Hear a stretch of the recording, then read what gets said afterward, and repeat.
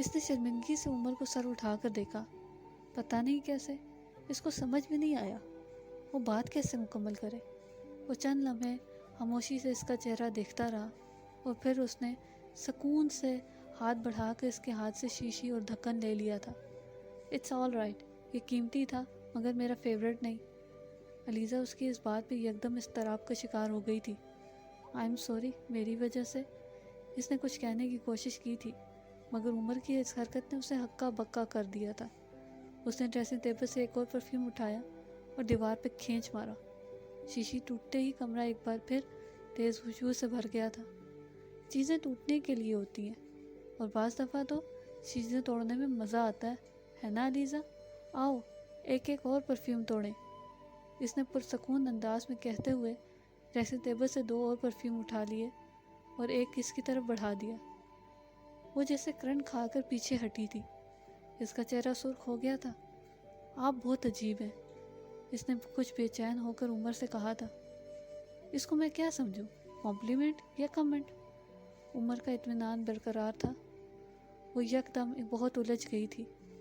عمر نے دونوں پرفیوم ایک بار پھر ڈریسنگ ٹیبل پہ رکھ دیے اور پھر ایک اور پرفیوم اٹھا کر اس کی طرف بڑھایا. ایکسٹیسی، یہ میں تب لگاتا ہوں جب خود کو بہت اکیلا محسوس کرتا ہوں.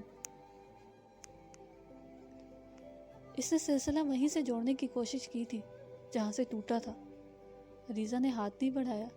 وہ اب اس کمرے سے بھاگ جانا چاہتی تھی. وہاں اس کی ساری دلچسپی یکدم ختم ہو گئی تھی. یہ پرفیوم نہیں دیکھنا چاہتی؟ عمر نے بڑے دوستانہ انداز میں پوچھا. علیزہ نے نفی میں سر ہلا دیا. عمر نے اس کی آنکھوں میں ابھرتی ہوئی نمی کو دیکھ لیا تھا اور کمال مہارت سے نظر انداز بھی کر دیا تھا. شنیل 5 کی بوتل اٹھا کر اس نے ڈھکن اتارا اور پھر بڑے آرام سے علیزہ کے بالوں میں اس کا اسپرے کرنا شروع کر دیا تھا. وہ بے اختیار ایک قدم پیچھے ہٹی تھی. اسے اپنی گردن اور بالوں پر نمی محسوس ہوئی. یہ پرفیوم دنیا کی سب سے اچھی اور پریشیس لڑکیوں کے لیے ہوتا ہے اور علیزہ، میرا خیال ہے تم ان لڑکیوں میں شامل ہو. اس نے سائفن کو پریس کرنا چھوڑ دیا. ڈھکن بند کرتے ہوئے اس نے ایک بار پھر پرفیوم ٹیبل پر رکھ دیا. علیزہ کو سمجھ ہی نہیں آیا وہ کس قسم کا رد عمل ظاہر کرے. عمر بہت عجیب قسم کا تھا. اس نے شینل 5 اٹھا کر باہر نکلنا چاہا تھا. اب تو تم ناراض نہیں ہو نا؟ علیزہ نے اپنے پیچھے عمر کی آواز سنی تھی.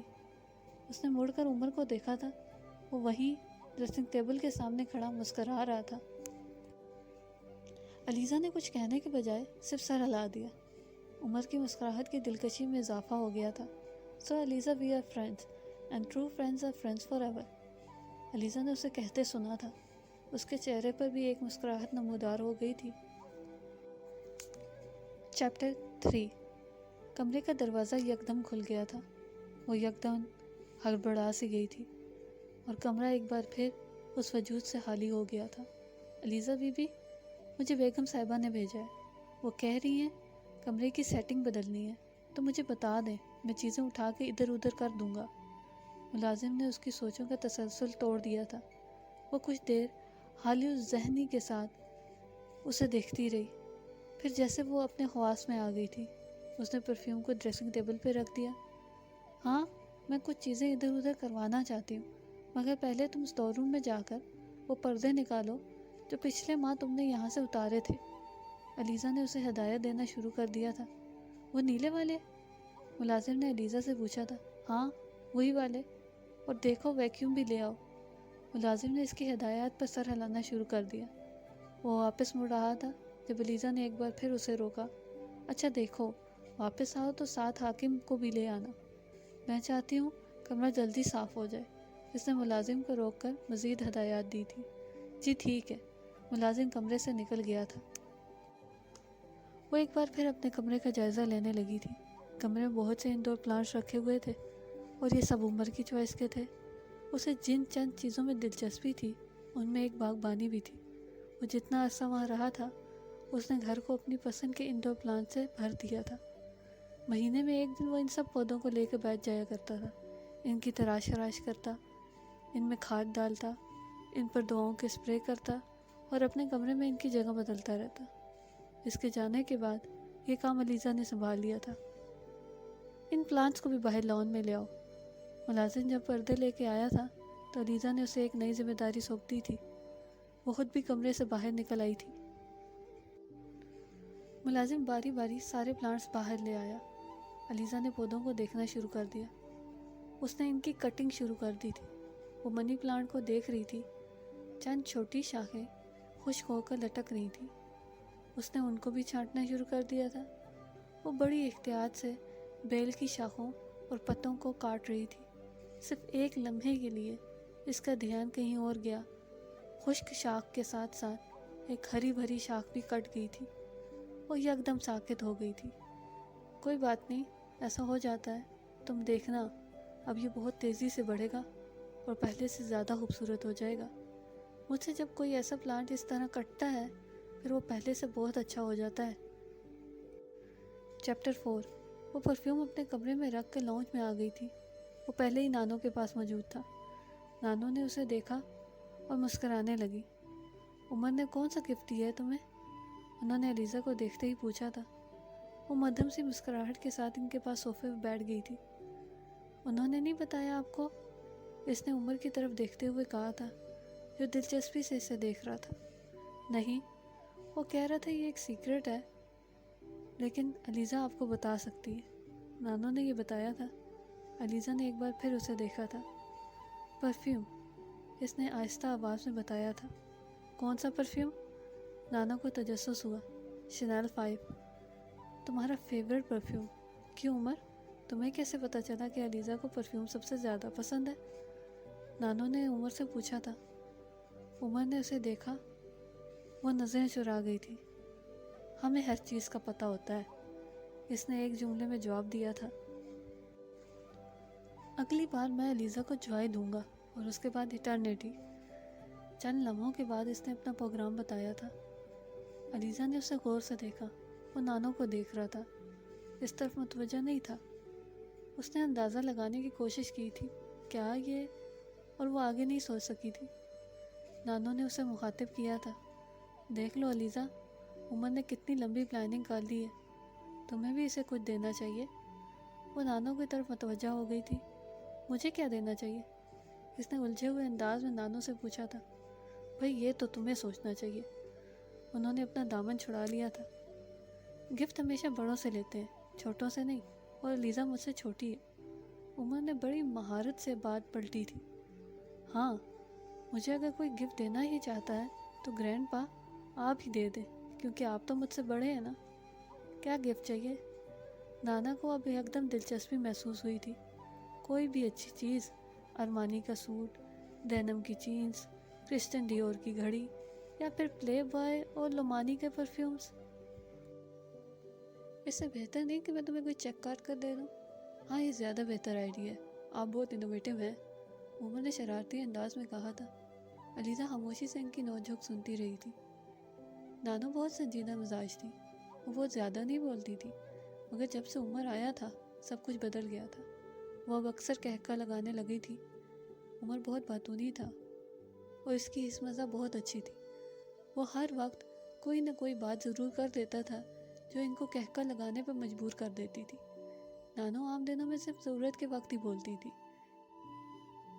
لیکن جن دنوں میں ان کے بچوں میں سے کوئی ان کے پاس رہنے آیا ہوتا تو ان دنوں میں وہ بہت خوش پھیرا کرتی تھی۔ مگر عمر کی آمد نے جیسے اس خوشی کو دوبالا کر دیا تھا۔ کسی اور کے آنے پر نانو نانا میں اتنی تبدیلیاں نہیں آئی تھیں جتنی عمر کے آنے پر آ گئی تھیں۔ اس وقت بھی نانو کا موڈ بہت ہی اچھا تھا۔ نانو اب عمر کی باتوں کو بے تحاشا ہنس رہی تھی۔ وہ انہیں اپنے کسی دوست کا قصہ سنا رہا تھا۔ علیزہ کا دھیان کہیں اور ہی تھا۔ کیا کبھی نانو میری اس بات پہ اس طرح ہنس سکتی ہیں؟ اس نے سوچنے کی کوشش کی تھی اور مایوسی سے غیر محسوس انداز میں سر کو جھٹک دیا تھا۔ نہیں، میری کسی بات پہ یہ کبھی نہیں ہنسیں گی، بلکہ یہ تو مجھے بھی کہتی ہیں کہ بلند آواز میں نہ ہنسا کرو۔ اس نے سوچا تھا، کیا میں کبھی عمر کی طرح؟ ایک بار پھر اس نے سوچنے کی کوشش ہی کی تھی۔ ایک بار پھر اس کے خیالات کا سلسلہ ٹوٹ گیا تھا۔ علیزہ، تمہارے کتنے فرینڈز ہیں؟ عمر نے اس سے پوچھا تھا۔ کتنے؟ وہ اس کے سوال پہ کچھ حیران ہوئی تھی۔ چند لمحے تک اس نے اس کا کچھ جواب نہیں دیا۔ جلدی گنتی کرو اور مجھے بتاؤ، عمر نے اس کی خاموشی سے خود ہی نتیجہ اخذ کر لیا تھا۔ کیا گنتی کروں؟ وہ کچھ اور حیران ہوئی تھی۔ بھائی فرینڈز اور کیا، عمر نے کہا تھا۔ میری صرف ایک فرینڈ ہے۔ آئی کانٹ بلیو اٹ، لڑکیوں کی کم از کم ایک دوست نہیں ہوتی۔ عمر کو اس کی بات پہ یقین نہیں آیا تھا۔ علیزہ اس کے چہرے کے تاثرات سے جھنجھلا گئی تھی۔ یار لڑکیاں لڑکوں سے زیادہ سوشل ہوتی ہیں، ظاہر ہے پھر فرینڈز بھی زیادہ ہوں گے۔ عمر کو فوراً ہی اس کی خفگی کا اندازہ ہو گیا تھا۔ اس نے سنبھل کر ایک لاجک پیش کی۔ میں زیادہ سوشل نہیں ہوں، اس نے جیسے جتایا تھا۔ But you should be. کیوں گرینی، میں ٹھیک کہہ رہا ہوں؟ عمر نے بات کرتے کرتے دادو کی طرف دیکھا۔ وہ یکدم چپ سی ہو گئی تھی۔ نہیں عمر، لڑکیوں کے لیے زیادہ سوشل ہونا اچھا نہیں ہے۔ آج کل پتہ ہی نہیں ہوتا دوسرے لوگ کس طرح کے ہوں۔ نانو نے کچھ محتاط ہو کر بولا تھا۔ What do you mean? وہ کچھ حیران ہو گیا تھا۔ کچھ نہیں، بس ویسے ہی۔ اصل میں علیزہ کو زیادہ لوگوں میں مکس اپ ہونا اچھا نہیں لگتا۔ نانو نے بات بدلنے کی کوشش کی تھی۔ نہیں مگر ایک دوست بہت کم ہے۔ وہ اب بھی حیران تھا۔ علیزہ کو اپنا آپ اس طرح سے زیر بحث لانا اچھا نہیں لگا۔ ہر ایک کی اپنی چوائس ہوتی ہے۔ مجھے اچھا لگتا ہے کہ میری بس ایک ہی فرینڈ ہو، اس میں کیا عجیب بات ہے؟ اس بار علیزہ نے روکھے انداز میں عمر سے کہا تھا۔ وہ اس کی بات کا جواب میں کچھ کہتے کہتے رک گیا تھا۔ شاید وہ اس کے تاثرات کے اندرونی کیفیت کو سمجھ گیا تھا۔ علیزہ کو اچانک اپنے لہجے میں کھدرے پن کا احساس ہوا۔ اسے کچھ ندامت سی محسوس ہوئی۔ ابھی ابھی اس نے مجھے اتنا قیمتی پرفیوم دیا اور میں پھر بھی اس کے ساتھ اس طرح کر رہی ہوں۔ اس نے جیسے اپنے آپ کو یاد دہانی کروانے کی کوشش کی تھی۔ میری فرینڈ بہت اچھی ہے، وہ اسکول سے میری فرینڈ ہے، اس کے علاوہ اور کوئی اچھا ہی نہیں لگا، بس اسی لیے میری ایک ہی فرینڈ ہے۔ اس نے جیسے عمر کی تشریح کرنے کی کوشش کی تھی۔ اس بار اس کا لہجہ کمزور تھا۔ کیا آپ کے بہت فرینڈز ہیں؟ اس نے صرف موضوع بدلنے کے لیے پوچھا تھا۔ ہاں میرے بہت سارے فرینڈز ہیں، مجھے فرینڈز بنانا بہت اچھا لگتا ہے، جیسے آج میں نے تمہیں اپنی فرینڈ بنایا ہے۔ عمر نے خوشگوار لہجے میں اس کی باتیں کرتے ہوئے کہا تھا۔ فرینڈز زیادہ ہوں تو زیادہ مزہ آتا ہے۔ میں بھی۔ اس نے اختلاف کرنے کے بجائے مبہم انداز میں جواب دے دیا تھا۔ وہ ایک بار پھر خاموش ہو گئی تھی۔ عمر نے اپنی گھڑی کو دیکھا اور پھر کھڑا ہو گیا۔ مجھے لائبریری جانا ہے، میں 2-3 گھنٹوں میں واپس آ جاؤں گا۔ اس نے نانو کو اطلاع دی تھی۔ پھر وہ لاؤنج میں نکل گیا تھا۔ اس کے جانے کے کچھ دیر بعد ہی وہ باہر لان میں نکل آئی تھی۔ لان کے ایک کونے میں بیٹھ کر وہ کچھ دیر پہلے کے واقعات کے بارے میں سوچنے لگی۔ وہ عمر کے بارے میں کوئی حتمی اندازہ نہیں لگا پا رہی تھی۔ وہ یہ سمجھنے سے قاصر تھی کہ عمر واقعی اتنا مخلص ہے جتنا وہ نظر آ رہا ہے، یا پھر اس کے اندازے ٹھیک ہیں۔ وہ عمر کو سمجھ نہیں پا رہی تھی۔ اس کی شخصیت علیزہ کو بہت عجیب لگی تھی۔ اس کے موڈز گھڑی کی سوئیوں کی طرح تیز رفتاری سے بدلتے تھے۔ وہ جب بھی اپنے کمرے سے نکل کے لاؤنج میں آتا تو گھر میں جیسے زندگی کی ایک لہر دوڑ جاتی تھی۔ نانا نانوں سے مل کے ملازموں کو ہر کوئی اسے پسند کرتا تھا اور اس کی پسند کا خیال رکھا جاتا تھا۔ اس کے پاس یقیناً کوئی ایسی خوبی تھی جس سے وہ دوسروں کو اپنا گرویدہ بنا لیتا تھا، مگر علیزہ ابھی تک اس کے بارے میں بہت محتاط تھی۔ اسے آخر مجھے پرفیوم دینے کی کیا ضرورت تھی؟ وہ بھی سوچ رہی تھی۔ اس کا خیال ہوگا کہ میں گفٹ لے کر خوش ہو جاؤں گی اور باقی لوگوں کی طرح مجھ پر بھی قبضہ کر لے گا، مگر وہ اب الجھن میں گرفتار ہو گئی تھی کہ گفٹ کے بارے میں کیا سوچے۔ کیا میں نے اس سے گفٹ لے کر ٹھیک کیا یا پھر یہ میری غلطی تھی؟ وہ ابھی بھی تک سوچوں میں گم تھی۔ بہت دیر تک سوچوں میں گم رہنے کے بعد اس نے فیصلہ کیا تھا۔